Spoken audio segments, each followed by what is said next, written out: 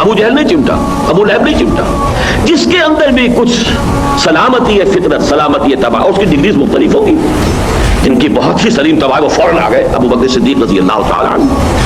جن کو ذرا کچھ تھوڑا بہت جو ہے ان کے ہاں کچھ پالیوشن تھی، کچھ آلودگی تھی، 6 سال لگے. حضرت عمر فاروق رضی اللہ تعالیٰ عنہ. کچھ لوگوں کو اور زیادہ وقت لگ گیا. لیکن یہ کہ اصل میں کھینچنے والی شے میگنیٹ، سلیم الطبع لوگوں کو کھینچنے والا قرآن. تو پروکیورمنٹ جو ہے، جو انسانی قوت کار کو فراہم کرنے کے لیے، وہ بھی قرآن. پھر اس کی تعلیم اور تربیت اور تزکیہ، یہ بھی قرآن سے. یعلمہم الکتاب والحکمہ ویزکیہم.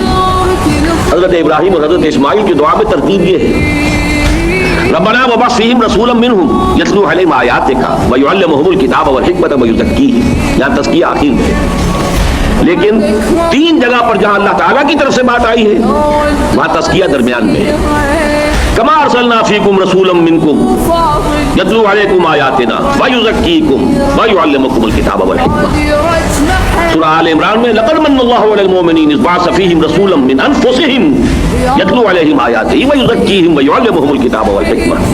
سورہ جمعہ میں پھر هو الذی بعث فی الامیین رسولا منہم یتلو علیہم آیاتہ ویزکیہم ویعلمہم الکتاب والحکمہ. اس لیے کہ لوگوں کو کھینچ لینا اور ان کے اندر سے ان کو پاک کر دینا، اس کا ذریعہ ہے تلاوت قرآن. پہلے مرحلے یہ ہے یتلو علیہم آیاتہ ویزکیہم. علامہ اقبال نے بڑی خوبصورتی سے یہ باتیں سمجھائی ہیں. اندر کا تزکیہ، اندر کی پاکی، اندر کی ناپاکی، دلوں میں جو روگ ہیں، حب دنیا، حب مال، شیطان جو انسان پر اثر انداز ہوتا ہے، اس کے مقابلے میں ڈھال یا شیطان کو ختم کرنے کے لیے شمشیر صرف ایک ہے، وہ قرآن. وہ میگنیٹ جو لوگوں کو کھینچے گا وہ بھی قرآن، اور جو تزکیہ کرے گا وہ بھی قرآن.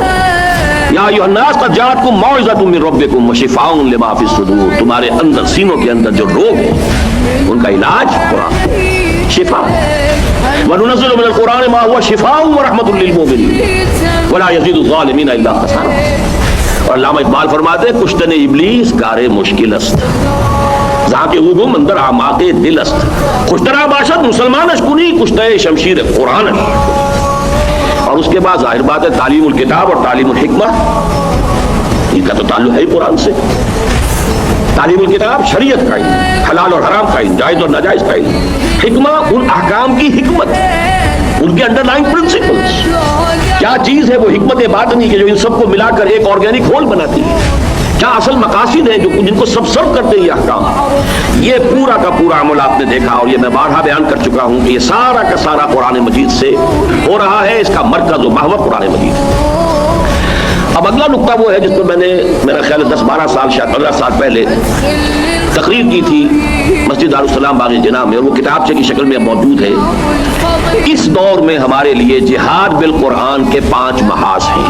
وہ کتابچہ آپ شائع شدہ ہے موجود. اس کو صرف یہ عرض کرنا ہے کہ ان میں سے 4 تو ایسے ہیں جن کے لیے جو ضرورت ہے وہ صرف اتنی ہے کہ لوگ قرآن سے متعارف ہو جائیں، اس کی طرف کھینچ آئیں، اور اتنی عربی زبان سیکھ لیں کہ قرآن مجید کے اور ان کے مابین ترجمے کا جو پردہ ہے وہ حائل نہ ہو، یہ حجاب نہ رہے. بس اتنی عربی.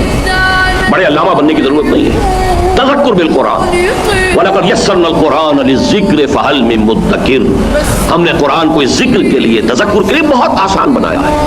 تو ہے کوئی کہ جو تذکر حاصل کرنا چاہے؟ تو یہ 2 چیزیں جیسا کہ میں نے عرض کیا، بلکہ 4 محاذ سن لیجئے، اس وقت تفصیل میں نہیں جاؤں گا. ایک محاذ ہے جاہلیت قدیمہ کا محاذ.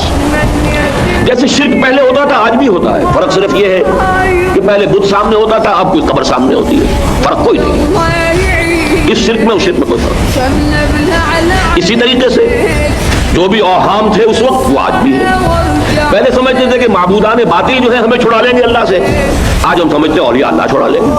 بات تو وہی کی وہی. تو وہ شرک جو کا تو آج بھی موجود ہے، عوام الناس میں وہی ہے. باقی اور فلسفیانہ شرک اور جو علمی شرک ہے ان کی بات میں سب نہیں کر رہا. یہ شرک جو عوام کے اندر ہے، بلکہ خواص میں سے بھی بہت سے لوگ ہیں، اس کا علاج ظاہر بات ہے قرآن مجید کے ذریعے سے بہت آسان ہے. اس لیے کہ بڑی تفصیلی بحثیں ہوئی ہیں قرآن مجید میں، جو کہ یہی اصل روگ تھا اس وقت کے لوگوں کا جب قرآن نازل ہو رہا تھا.